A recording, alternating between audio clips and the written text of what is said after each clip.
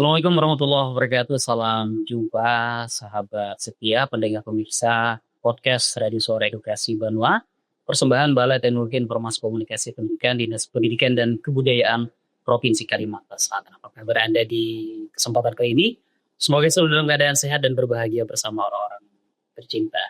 Nah sahabat, pada kesempatan podcast kali ini saya berada di tempat yang sangat istimewa. Ruang Peradaban. Ruang Kenangan Galeri Sejarah. Ini adalah Museum Lambung Mangkurat Provinsi Kalimantan Selatan. Tepatnya kami berada di Ruang Kain. Nah, di kesempatan podcast kita kali ini, tentu pemilihan lokasi kita tidak jauh berbicara terkait dengan kebudayaan. Kebudayaan sebagai bagian dari warisan nasional dari kita juga ini sebagai bentuk untuk bagaimana kita sebagai bagian dari generasi bangsa ini terus tetap melestarikan, bukan hanya melestarikan tapi bagaimana memajukan kebudayaan itu sendiri. Dan untuk membicarakan terkait bagaimana kebudayaan Kalimantan Selatan termasuk transformasi kebudayaan di Kalimantan Selatan yang dilakukan oleh pemerintah Provinsi Kalimantan Selatan melalui Dinas Pendidikan dan Kebudayaan, kita akan berbincang dengan dua orang narasumber yang sudah hadir di podcast kita kali ini. Langsung saya sapa yang pertama Bapak Edi Suwarto SKMMM, beliau adalah Kepala Bidang Kebudayaan Disdikbud Provinsi Kalimantan Selatan. Salam juga Pak Edi, Assalamualaikum. Waalaikumsalam warahmatullahi wabarakatuh. Kabar baik? Baik, alhamdulillah. Terima kasih banyak hadir di kesempatan kali ini dan kita berada di museum nih Pak ya. Iya. Ada kenangan Pak, ada di museum ini kan sebagai kenangan ruang peradabannya luar biasa. Ya. Dan narasumber kita berikutnya adalah Pak Rizal Fahmi SSMM, beliau adalah Kepala Taman Budaya Provinsi Kalimantan Selatan. Selamat pagi Pak, apa kabar? Selamat pagi, alhamdulillah kabar baik. Terima kasih juga ini hadir Bapak berdua. Kita hari ini berbincang tentang bagaimana memajukan kebudayaan di Kalimantan Selatan. Tentu bagaimana peran lembaga Bapak berdua ini dalam memajukan kebudayaan di Kalimantan Selatan. Tugas pokok fungsinya dan juga ini memberikan edukasi dan inspirasi kepada pendengar dan pemirsa kita. Baik, kita bicara tentang kebudayaan. Mungkin ke Pak Edi. Siap. Dalam pandangan Anda sebagai bagian dari bidang kebudayaan juga dengan Pak Rizal, ketika bicara kebudayaan itu apa sih Pak yang terpikir Pak? Nilai. Nilai. Ya, pembeda. Jadi budaya ini memberi nilai yang dites budaya terhadap bangsa. Jadi dia membedakan budaya. Tapi ada banyak dimensi. Ialah dimensi dari kebudayaan itu, dimensi ekspresi, dimensi pendidikan, yang paling hilir adalah dimensi ekonomi, nanti berdampak tidak terhadap ekonomi masyarakat. Itu yang harus dipikirkan sekarang ya. Budaya bukan hanya sesuatu yang harus dilestarikan, tapi bagaimana budaya juga nanti berkembang dengan kreatif gitu Pak ya. Betul. Sebagai bagian untuk kemajuan ekonomi. Nah kalau Pak Rizal sendiri bicara tentang kebudayaan apa sih Pak kebudayaan itu menurut Pak?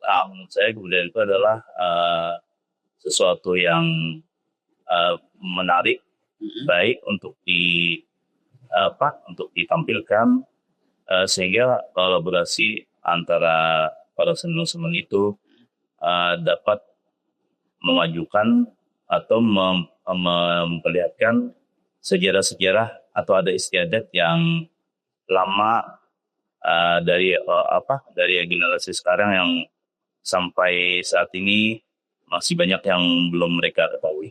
Dan di organisasi yang Bapak berdua pimpin ini adalah bagian dari untuk bagaimana memperjuangkan hal itu ada daripada generasi yang saat ini dan akan datang gitu Pak ya. Nah, kita terkait dengan transformasi kebudayaan, apa sih Pak dari bidang kebudayaan yang mungkin menjadi hal yang perlu disorot oleh bidang kebudayaan itu sendiri terkait bagaimana transformasi kebudayaan di Kalimantan Selatan? Jadi di Kalimantan Selatan, khususnya pembangunan kebudayaan ini banyak sekali isu terkait dengan indeks pembangunan budaya. Kita breakdown ke bawah itu ada 7 dimensi. Tapi untuk di Kalsel itu ada 3 dimensi yang kurang. Jadi di bawah nasional ya. Isunya yang paling penting itu. Jadi untuk dimensi ekspresi, ekonomi budaya, terus pendidikan. Bentar Pak, karena saya biasanya tahunya ada IPM ya, Indeks Pembangunan Manusia. Sekarang ada IPK ya, Indeks Pembangunan Budaya. Ini terus terang saya baru mendengar ini Pak. Iya. Ada ini kekuatan budaya. Jadi tiga dimensi tadi yang Ada 7, tapi di cluster itu ada yang titik 6. Nah, ini cluster ini kan dari 2024 itu ada penurunan. Jadi ada memang tren menurun di bawah. Sebenarnya naik, akselerasi naik, cuma karena provinsi dan kabupaten lain lebih akselerasinya lebih cepat. Jadi cluster itu tertinggal di bawah nasional. Jadi ada ekspresi, ada pendidikan dan ekonomi budaya. Ini yang jadi konsen kita ke depan. Jadi di tiga hal ini yang perlu ada penguatan begitu ya Pak ya? Nah itu. Itu dengan dilakukan dengan melalui apa Pak? Jadi pada saat ini ya isunya sekarang kita lihat kalau kita kasih mata aja banyak event. Event sekarang saya tanya kalau di Kaltim kita tank itu ada ikoniknya. Iya. Kalau di Kalsel kira-kira menurut Mas ada nggak ikonik? Event apa nih yang menjadi ikonik Kalsel? Biasanya kita kan paling kalender tahunan itu ya pas Ramadan gitu kan atau Semuanya ada ya? semuanya ada. Seluruh Indonesia ada. Seluruh Indonesia Ya ada. ikonik Kalsel belum ya? Belum sih ya. Belum sih ya. Nah itu adalah tanggung jawab kita bersama nanti bagaimana festival ini bukan festival sebenarnya. Jadi konsep transformasi ini menjadikan unsur inklusif, akar rumput dan berkelanjutannya lebih kuat. Kalau dulu sifatnya eksklusif, sekarang sifatnya inklusif. Jadi bagaimana mewujudkan ekosistem kebudayaan Banua yang benar-benar inklusif, berbasis komunitas, terus berkelanjutan dan berdaya saing nasional. Mengakar rumput. Nah, terus ada lagi peran nih dari teman-teman kreatif nih. Irisannya itu digitalisasi, kolaborasi multi pihak, serta transformasi budayaan. Kalau kita lihat sekarang yang menyelenggarakan event-event budaya itu vendor event ya, vendor kreatif. Jarang ada yang menyelenggarakan kebudayaan itu secara inklusif dari sanggar budaya, sanggar seni dan lain-lain. Nah itu. Jadi ke depan nanti kita lebih akan memberdayakan komunitas-komunitas seni itu biar nanti secara inklusif mereka tumbuh secara mandiri, sehingga nanti walaupun APBD itu kurang, mereka tetap bertumbuh karena sudah dari akar rumputnya berkelanjutan. Nah ini Taman Budaya nih sebagai wadah tadi ya, wadah seniman, wadah budayawan. Kalau kita disampaikan Pak Edi ada prinsip kolaboratif, ekspresif, ya juga perlu ditonjolkan. Nah ini bagaimana menurut? Ya benar apa yang dikatakan Pak Edi. Kita ini ketinggalan EPK-nya sedangkan Kalteng mereka melejit.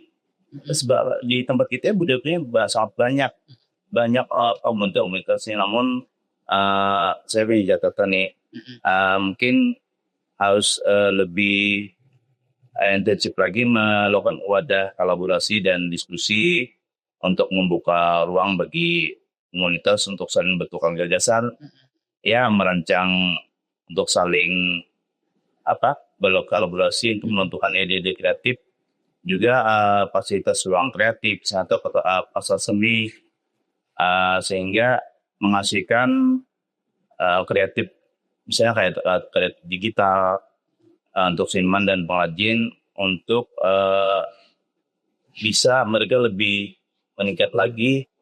Juga inkubasi para pembakat muda seni, ini kan lokal seniman atau festival, mengadakan festival-festival, sehingga bertumbuhnya para penggiat-penggiat seni yang baru untuk lebih banyak talenta-talenta yang siap untuk memajukan budaya di Kalimantan Selatan khususnya. Ya termasuk peran Taman Budaya ya sebenarnya memfasilitasi itu.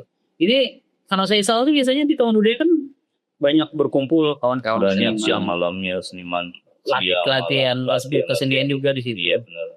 Ini masih Pak ya di situ? Masih selalu aktivitas mereka itu bahkan dari pagi hari libur Sabtu Minggu itu dari anak-anak, orang dewasa, dari fakultas sampai para umum lah. Dan biasanya ikon juga ini Pak ya cukup banyak. Anak selalu jalan. Mereka kita garap kepada mereka untuk melakukan program-program sehingga para penggiat seni itu punya program yang baik untuk dilanjutkan. Dan itu di Taman Budaya itu mereka diakomodir untuk diakomodir. Kami fasilitasi untuk latihan mereka. Bahkan siang malam kami menugaskan mereka untuk membuka ruang-ruang untuk latihan. termasuk kepala taman budayanya juga latihan gitu ya. Insya Allah. Penyanyi biasanya gitu kan. Kebetulan kita suka nyanyi juga. Ah, ini pas. Madihin ya kan. Nah, ini Pak, nanti diundang kepala taman budayanya. Ya, kalau di ini Pak di bidang kebudayaan sendiri, kalau tadi ada beberapa hal yang memang harus diberikan penguatan dari sisi mana sih Pak? Apakah digitalisasinya atau ruang ekspresifnya atau di sisi mana? Dimensi mana ya Pak? Jadi sebenarnya kalau transformasi kita bicara dari 7 pilar yaitu diatur di undang-undang pajang budayaan, cuma kita berikan menjadi 7 pilar itu. Tapi pada prinsipnya di situ ada nilai pergeseran transformasi karena inklusif. Yang pertama itu tadi kan dari pelestarian itu menuju pemberdayaan. Yang sekarang kita melestarikan, membina, itu ada unsur pemberdayaan. Artinya bagaimana ekonomi budaya itu tumbuh. Jadi ekonomi kreatif, berentitas budaya itu tumbuh. Terus ada dari belanja menjadi investasi. Jadi kalau dulu kita APBD, sekarang pola-pola inklusif itu lebih luas. Jadi dari CSR dan lain-lain. Bagaimana belanja itu berubah sebagai investasi. Investasi terhadap generasi kita berikutnya. Yang selanjutnya dari event menjadi ekosistem. Bukan cuma sekedar event. Setelah bongkar panggung, habis itu aja ya ada berdampak. Nah, jadi bagaimana saat event ini berdampak berlanjutan. Akhirnya kita ambil perubahan konsekuensi dari sisi inklusifnya. Di Taman Budaya kemarin ada peringatan Hari Musik. Nah, untuk intervensi pertama kita ubah kurasinya. Jadi yang dulu Taman Budaya nih untuk target, yang anggaran tuh untuk membayar, sifatnya membayar. Sekarang anggaran itu bukan membayar lagi, tapi membina. Sekarang ide kurasinya itu dari komunitas seni. Jadi kemarin kita buka ya, open ini, silakan nih, pengkol, silakan kurasinya seperti apa, kalian punya apa, kami memfasilitasi apa. Jadi lebih kepada fasilitasi bahwa event musik ini sebenarnya punya komunitas, bukan punya provinsi gitu lah, bukan punya pemerintah, tapi bagaimana nanti mereka mandiri berkreasi tumbuh dari bawah. Dan kita, kalau tiba kita nanti membina lembaganya, apakah nih komunitas ini sudah ada sertifikasi belum? Sertifikasi, apakah sudah dilembagakan belum? Ayo kita kirim ke badan hukumnya seperti apa, gitu kan? Sehingga nanti panding-panding lain di luar negeri atau di dalam publik nasional bisa memberikan support pembiayaan. Terus dari warisan masa lalu menjadi kekuatan masa depan Banua. Kalau kita bicara klaster banyak sih, sekali klaster kelembagaan. Dewan Budaya nanti kita tentu. Karena sesuai amanah regulasi Dewan Budaya harus ada. Dewan Kebudayaan Daerah. Ya, Dewan. Biasanya kan Dewan Kesenian ya. Ada sudah Dewan Kesenian sudah ada. Ya. Sekarang Dewan Kebudayaan. Iya betul Dewan Budaya. Ini secara fungsi juga berbeda. Jadi kalau misalnya budaya itu, kalau seni bicara seni juga, tapi seni yang lebih entitas budaya tipu. Kalau seni secara makro kan. Nah peraturan pembagian kebudayaan undang-undangnya ini menyebutkan bahwa provinsi mendirikan Dewan Budayaan Daerah gitu. Jadi atas dasar itu nanti kita susun di formatur, mengusun dalam waktu dekat ini, mengusun Dewan Kebudayaan. Fungsinya adalah mengkurasi tadi. Jadi bagaimana nanti kebudayaan ini membangunnya berpihaknya secara inklusif. Berpihak kepada komunitas, masyarakat, bagaimana mereka tumbuh untuk memberi masukan kepada Pak Gubernur. Misalnya ada event A, tapi dikurasi tuh sama Dewan Kebudayaan. Sesuainya seperti apa gitu. Nanti baru diberi rekomendasi. Gitu. Tapi yang menarik Pak Kabid, bagaimana kemudian tadi disampaikan ada potensi ekonomi dari kebudayaan. Apa emang bisa seperti itu? Bisa dong. Seperti apa strateginya? Contoh seperti ini, kayak Sirangan. Sekarang bagaimana caranya mereka ke internasional? Sekarang eventnya misalnya, eventnya bagaimana eventnya ke internasional memperkenalkan kayak Sirangan. Nilai entitas kalau di ekonomi kreatif mereka lomba melukis, makanya perlu kolaborasi di situ. Terus kita bikinkan event Fashion International Week misalnya. Nah itu bernilai nanti kan. Nah kalau misalnya ke depan, kita itu ada lagi penyusunan logika framework penyusunan ensiklopedia budaya Banua. Di ensiklopedia budaya Banua itu semua tokoh, semua pelaku seni itu dibikinkan bursa budayanya. Bursa budaya itu kayak sekarang ini apa? E-commerce ya. Iya, e-commerce. Nah, misalnya ini ada pemain gamelan. Itu sudah terpetakan secara spasial. Pemain gamelan kita yang baru diterima kemarin kan dari penetapan AKI ya. Itu tersebar di Kalsel itu di mana?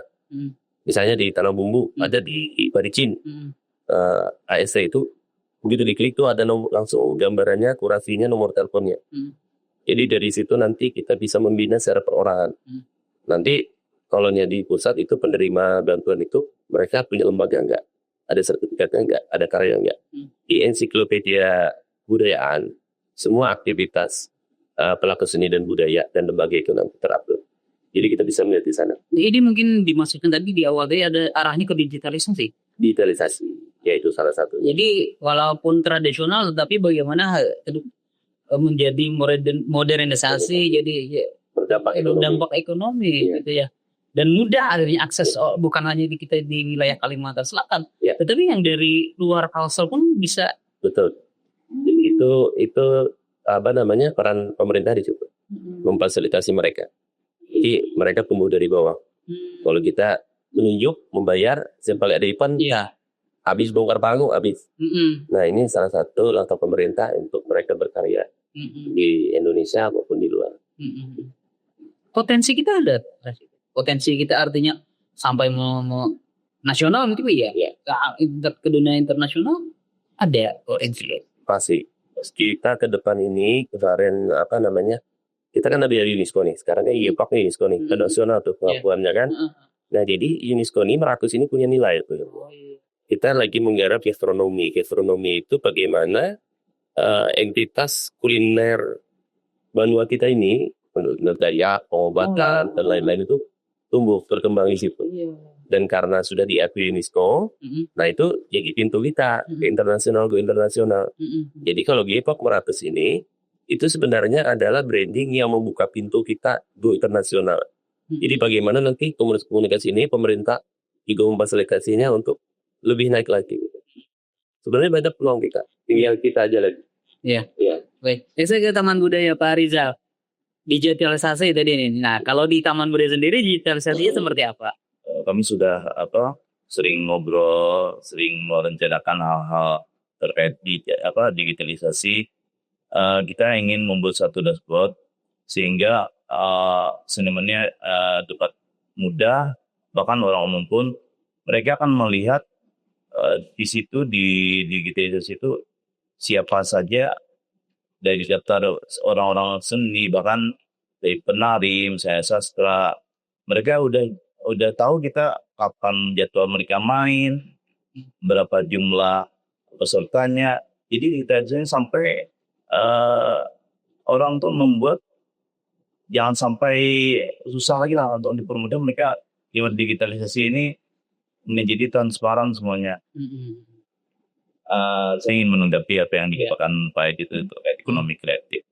Kami juga memprogramkan di Taman Budaya nantinya akan membuat satu tempat food sehingga orang-orang sini mempunyai nanti ada hasil lah. Kita melibatkan semuanya dan tidak memilih siapa saja yang mau berpartisipasi di situ. Inklusif tadi. Dia sehingga mereka bertumbuh menjadi ekonomi kreatif lah. Iya, ini sudah Taman Budaya itu kan milik orang banyak artinya begitu ya. Saya lihat kalau di halaman itu kan kalau malam udah ramai itu kadang ya ada kawan-kawan yang jualan di situ. Kalau dulunya kan kesannya itu milik seni, kegiatan seni saja deh. Arahnya ke kegiatan ekonomi. Tapi jangan sampai ada bahasa-bahasa seperti dulu istilah ada yang terutama pada pementasan pemakaian orang-orang anggaplah kayak tari dan lain-lain. Jangan sampai ada bahasa yang dienak-emaskan cuma itu aja dipindah. Kami akan bersama-sama kabit akan memetakan kita kan ada 13 kabupaten kota nih. Kita akan libatkan semua sehingga mereka mendapat giliran, mendapat peran, mendapat panggung. Khususnya kita di Taman Budaya akan nanti akan mau monitoring juga sejauh mana mereka melaksanakan kegiatan-kegiatan itu, dan harapan kami juga jangan sampai kegiatan tuh misalnya lah dipentaskan, udah pentas ya selesai.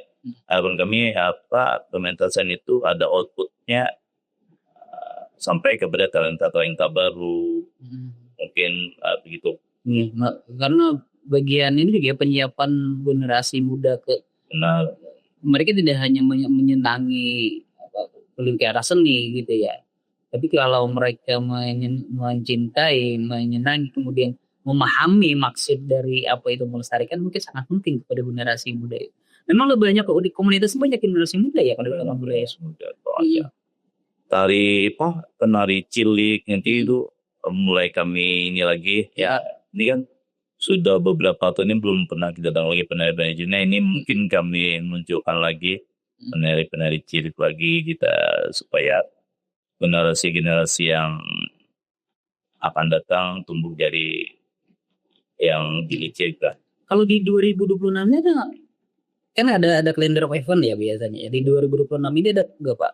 Mungkin yang wah gitu di Taman Budaya.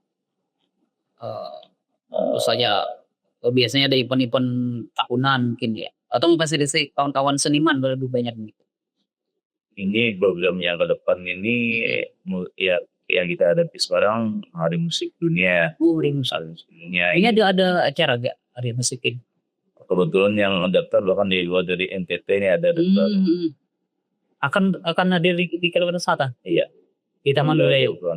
Di Taman Budaya. Acara apa itu Pak? Acara Hari Musik tadi.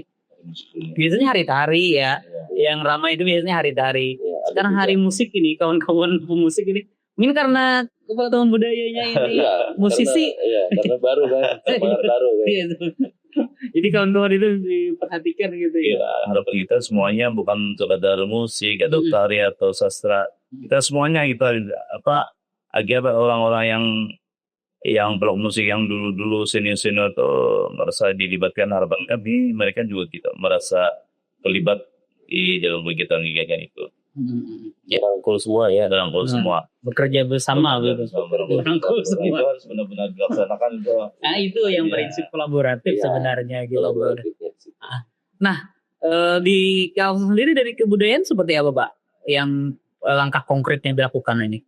Kalau di kebudayaan ini sudah jelas nih, pemetaannya sudah ada roadmap kita, terus arahan Pak Gubernur sudah jelas nih di RPG itu misi pertama tuh. Jadi kalau misi pertama itu pembangunan manusia yang unggul, berbudaya, berakhlak, mulia, dan arah kebijakannya itu ada 4. Satu urusan berbeda, tapi 3 itu masuk di urusan kebudayaan. Jadi yang pertama membangun kembali sejarah budaya Banjar dan Dayak. Jadi di Kalsel ini bukan cuma Banjar, ada Dayak gitu kan. Terus melestarikan event budaya dan tradisi. Nah jadi unsur festival, nanti tinggal bagaimana kita memulai situ supaya lebih inklusif. Kayak Parija tahun ini dibikin lebih inklusif melalui kelembagaan masyarakat ya. Akhirnya yang sampai luar masuk. Kalau dulu enggak. Kalau dulu paling Banjar masuk yang manggung. Biasanya kalau ada kegiatan kan cuma Banjarmasin atau sekitarnya. Atau lebih dekat. Kita ya buka luas. Artinya orang-orang tuh merasa memiliki juga jaringnya ya. Parija kemarin mengambil jaring nasional. Jadi mengatakan event. Jadi sampai kalau ada buku ada ya, Tabalong ada belum. Akhirnya semua kabupaten tuh ada perwakilan ya. Provinsi juga ada sebagian ya. Nah, itulah kurasi dari satu event itu diperlukan. Sehingga event ini lebih berdampak inklusif, berkelanjutan. Jadi bukan eksklusif dan berkualitas. Dan berkualitas keterlibatannya kan. Terus yang paling penting juga nih melalui misi pertama RPJMD itu ada mendorong pembangunan Institut Seni Budaya Banjar dan Dayak di Kalimantan Selatan. Mudah-mudahan nanti setelah kita kaji dan selanjutnya diproses di periode Pak Gubernur yang pertama ini mudah-mudahan terwujud. Mungkin dengan skema seperti apa nanti kita diskusi yang ahlinya lah. Mudah-mudahan terbentuk. Luar biasa ada Institut Seni Budaya. Iya. Biasanya kan kawan-kawan mereka ya generasi-generasi kita nih yang menyenangi berkesenian itu atau lebih ke arah akademis mereka ke luar Kalimantan Selatan gitu. Ada institut itu gerbang internasional sebenarnya. Jadi kalau akademisi ini mereka gerbang internasional. Jadi kalau agenda internasional itu banyak Pak sebenarnya. Kemarin kita baru discuss dengan jaring internasional. Mereka itu ada yang masuk nanti pertengahan 5 kelompok, satu kelompok itu 20 orang. Jadi 100 orang. Nah 100 Wisman ini kalau masuk ke Kalsel, bayangin aja 100 Wisman kita menjadi titik fokus strategis dari perjalanan mereka. Itu ya sangat berdampak saya rasa karena ada UNESCO tadi. Nah, ke depan kita ini ada satu event yang kita rencanakan nanti, tapi menunggu arahan pimpinan seperti apa. Ada yang namanya tuh Arugana. Oh iya. Arugana. Oh, Kalau kita kan dia Arugana di Sado. Iya, di Loksado di Kita bikin 100. Arugana itu heritage cross culture di sini. Nanti yang Wisman itu juga masuk, jadi masuk ke sini. Jadi mereka parade, orang asing parade macam-macam membawa budaya mereka, menisplay adat mereka di UMKM itu skemanya sudah disiapkan. Nah, proses itu tinggal nanti persetujuan pimpinan seperti apa. Jadi tidak menasional tapi sudah internasional arahnya. Nasional. Ya. Respon dari mancanegara itu karena dengan dijaring itu seperti apa, Pak? Kita malah ditawarkan itu ada namanya di sini World Jazz. World Jazz itu bukan jazz murni, tapi World Jazz ini lebih kepada entitas budayanya per negara. Nah, kita baru saja terkoneksi minggu tadi dengan World Jazz ini. Jadi mereka menginisiasi.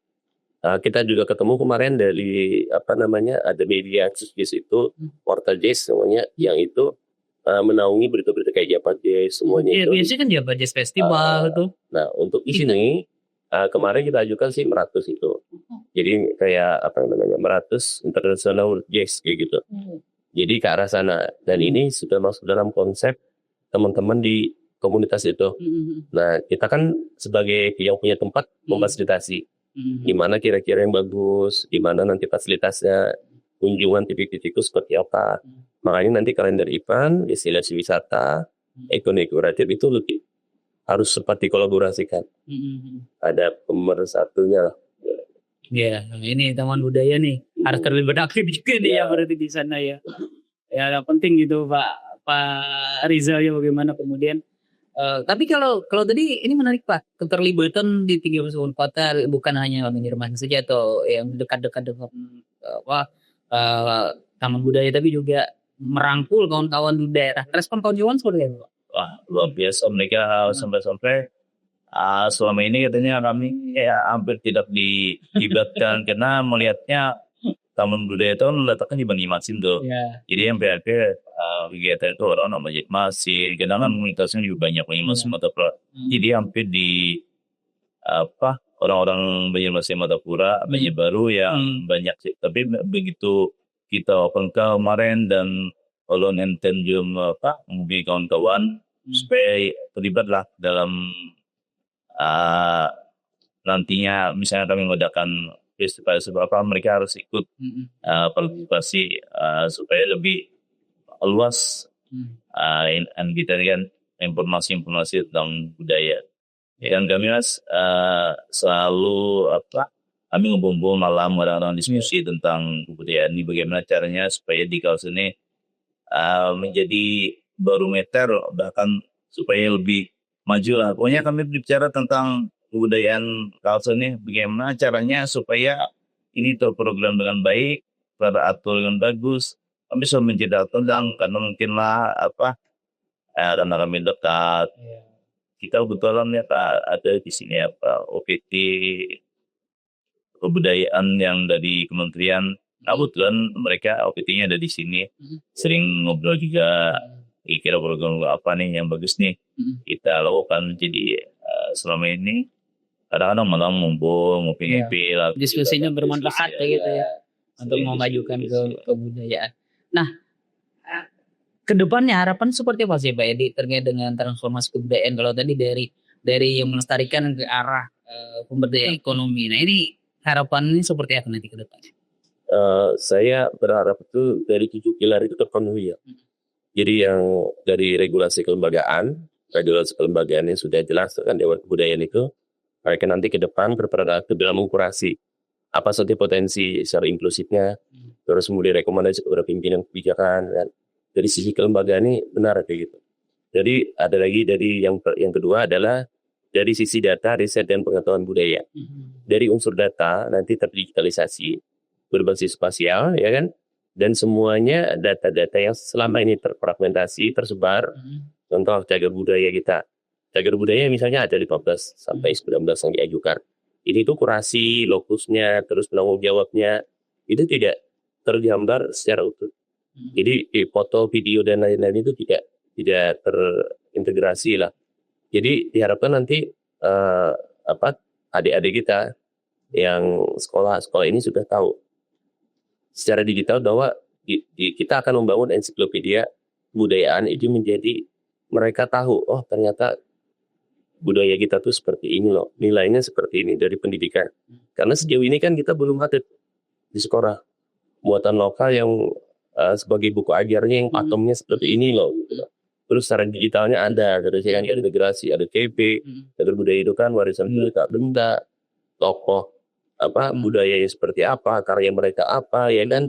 Terus di seluruh kabupaten kota ini tidak ada yang mengintegrasikan aktivitas seni budaya secara utuh. Nah di situ nanti ada, jadi pelajar masyarakat ini tahu gambaran Kalsel ini secara menyeluruh seperti apa gitu kan. Dan di situ juga ada manajemen talenta namanya.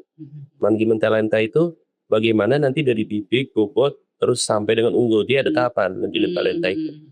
Ada pengkaderan, di sini ada kalau indikator pemajuan budaya. Bagaimana orang baru 10-15 tahun ini masuk di dunia kebudayaan, entah mereka berpentas, entah mereka sekolah musik, entah apa. Nah di situ tuh belum ada manajemen talenta yang jelas, ya kan. Terus intervensi pemerintah nih, begitu terdata seluruh seniman, budayawan, sanggar, oh ternyata seniman ini dari 100 ini 30% belum sertifikasi. Intervensi kita kan fasilitas mereka untuk disertifikasi kan, dididik, dilatih, terus lembaganya yang belum difasilitasi kelembagaannya. Nah kalau datanya tidak ada, tidak terdigitalisasi, tidak tersebar secara lokasi, secara spasial, bagaimana kita mau membina mereka, ya kan? Iya. Abon kita nih kadang-kadang bahasa Banjar itu kayak pakai tanda berperang nih, Habib buta. Iya. Musuhnya kada tahu nih. Iya. Belanda kah, Jepang kah, apa ya lah. Oke, apa yang ada itu di Nah, sikat aja itu. itu yang kedua tuh, pilihan kedua yang saya harap nanti akan terlaksana secara tepat. Makanya pada diskusi ini saya menganggap itu percepatan. Jadi karena PR-nya banyak, Mas. Kalau kita bisnis isu, saya bilang sama Pak Rijal, lalu kalau DPA kita, renjek kita, renstra kita itu semuanya copy paste, bisnis isu. Tidak ada unsur percepatan di sana. Buat apa kita tuh kerja di situ? Jadi coba tolong bikin inovasi. Sesuatu yang baru, ya inovasi, kreatif lagi dan bisa men-trigger lebih cepat lagi. Misalnya kita target 2009. Kalau bisa dikerjakan 1-2 tahun ini, kenapa nunggu 2009 gitu? Kalau bisa 2026, berubah di HPBD perubahan, lebih berpihak kepada komunitas masyarakat, kenapa menunggu 2027 kan ini gitu. Jadi itu. Terus yang tiga tadi, SDM ya sudah saya jelaskan bahwa nanti ada manajemen talenta, pendidikan literasi budaya, nanti di sekolah-sekolah akan kita pertajam lagi, mana lokus sekolah Kalsel yang punya ekonomi budaya yang lebih menonjol itu kan kita bina fasilitasi. Mungkin nanti ada bantuan terkait alat musik gamelan misalnya. Terus ada koda Gepang dan lain-lain. Terus ada maestro masuk sekolah. Nah ini gerakan seni masuk sekolah ini sangat penting. Jadi ada alatnya, ada manusianya, lokus strategisnya diletakkan. Nah itu yang saya harap nanti tahun ini juga akan langsung berjalan. Terus ekonomi pembiayaan budaya. Nah ekonomi budaya jadi Pak Rijal ini bagus nih strateginya. Jadi Taman Budaya itu ada lahan luas ya. Lahan luas sama Pak Rijal itu nanti diratain, terus dibikinkan sentra kayak kuliner, Banjar Budaya ya. Shortcut tadi yang Tuh. Nah itu nanti pengelolanya kalau nggak salah kemudian Pak Rijal bilang itu dari unsur komunitas. Jadi mereka tumbuh di sana, dampak ekonomi di sana, mereka berkarya di sana, mencari uang di sana juga. Nanti dari masing-masing itu giliran ya ekspresi budayanya ya. Ini sih mereka bisa tampil selalu. Yang tadi tampil, yang gemelan tampil. Tiap malam mereka dapat panggung ada. Jadi ini selain ada tadi menikmati kuliner ataupun beberapa UMKM dan sebagainya yang berbasis komunitas tadi, tampilan-tampilan budaya juga ditampilkan di sana gitu ya. Jadi PAD-nya dapat ya, pelumbuhan PAD dapat, komunitas ini berdampak ekonomi budaya. Jadi mereka makmur, pemerintah dapat PAD. Itu win-win solution. Daripada kayak gini kan hidup jadi apa-apa. tapi luar biasa kalau budaya. Ada ini inovasinya ini. Itu jadi ada infrastruktur, ruang ekspresi, sudah saya jelasin. Saya rasa itu 7 hal ini nanti mewakili inovasi-inovasi kreativitas dari pemajuan budaya lah. Saya rasa. Baik, itu nih sayang sekali waktu kita terbatas, tapi yang saya minta closing statement mungkin dari Pak Rizal terlebih dahulu, selaku Kepala Taman Budaya. Pernyataan penutup dari Anda terkait dengan apa yang kita diskusikan pada hari ini, termasuk mungkin pesan-pesan kepada masyarakat di Kalimantan Selatan. Bagaimana Pak? Harapan saya mohon dukungan pemerintah juga lah tentunya, karena kami di Sabolilo ingin sekali pertama-tama tempat kami ini menjadi layak, bagus dan baik, sehingga pelaku-pelaku sini itu merasa itu adalah rumahnya, tempat mereka berkumpul. Dan harapan saya semua seniman yang sekarang ayo datang ke Taman Budaya. Ini rumah besar seniman budayawan ya. Saya membuka luas pada mereka untuk datang, untuk diskusi, untuk sharing kira-kira apa-apa yang harus kita programkan sehingga tujuannya menjadi jelas dan punya sasaran yang baik. Kalau saya sering sih Pak ke Taman Budaya, jemput anak latihan soalnya di situ. Mungkin Thomas nanti lihat dalam beberapa ini akan ada perubahan lagi. Bersih tempatnya layak untuk dikunjungi lah. Nanti saya pasti ke sana gitu Pak. Terutama ini langkah yang saya ambil beberapa hari ini. Wisma itu insya sudah. Yang di belakang itu ya, di belakang gemilang kaca itu ya. Baik, dari Pak Kabit sendiri Pak, closing statement dari Anda bagaimana? Pada akhirnya saya ingin menyampaikan bahwa transformasi kebudayaan itu bukan tentang menjaga masa lalu saja, melainkan menyiapkan masa depan. Kita ingin memastikan bahwa budaya Banjar dan Dayak tidak hanya bertahan tapi berkembang dan memberi manfaat bagi masyarakat. Seperti itu. Jadi melalui ekosistem kebudayaan Banua yang inklusif, berbasis komunitas, berkelanjutan dan berdaya, kita akan membangun fondasi peradaban Kalimantan Selatan di mana kebudayaan akan menjadi benar-benar menjadi identitas, menjadi ruang didik, penggerak ekonomi juga, sumber inovasi dan kebahagiaan Banua kita untuk generasi hari ini maupun generasi akan datang. Jadi melestarikan warisan itu, memberdayakan masyarakat, menggerakkan ekonominya, membangun masa depan. Saya rasa itu. Iya. Dan yang pasti seperti yang disampaikan oleh Pak Edi tadi, bagaimana ketika bicara kebudayaan tidak hanya tentang berbicara tentang masa lalu, tapi bagaimana kita membicarakan tentang bagaimana kesiapan kita untuk masa depan. Ya, tidak hanya bicara tentang tradisi, lestari, tapi bagaimana kita mulai bangkit secara ekonomi. Mungkin itu ya apa yang kita bisa diskusikan pada hari. Dan kita ingatkan juga nih mungkin pendengar pemirsa, jangan lupa berkunjung ke museum. Museum Rumah Peradaban ini salah satu yang juga harus menjadi perhatian kita. Ini ada edukasi, jadi silakan ada berkunjung ke Museum Lampu Mangkurat di Banjarmasin juga ada museum gitu ya. Wasaka juga silakan nanti. Baik, mungkin sampai di sini Pak podcast kita, diskusi kita bisa bertemu lagi di lain kesempatan sambil ngopi kita Pak ya. Taman Budaya. Di Taman Budaya sambil nonton hari musik nanti ya gitu ya. Jangan lupa nanti hadir di Taman Budaya Jaya. Terima kasih Pak Edi, terima kasih Pak Reja atas waktunya. Sehat, sukses selalu Pak ya. Terima kasih. Ya, sahabat, demikian dialog saja dalam podcast kita kali ini, dan semoga apa yang kami diskusikan tadi bisa memberikan manfaat dan juga informasi, inspirasi kepada kita semua. Kita akan berjumpa di kesempatan berikutnya. Saya selalu untuk Anda. Sampai jumpa. Wassalamualaikum warahmatullahi wabarakatuh. Waalaikumsalam warahmatullahi wabarakatuh.